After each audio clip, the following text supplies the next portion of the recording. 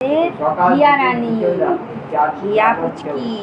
তোমার নাম কি বললো এখানে? তুমি কোন ক্লাসে পড়ো?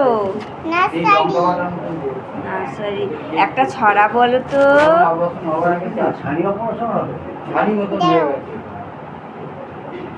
আমি কে তোমার? মামুনি। মামুনি। আমি ছড়া বলছি তাই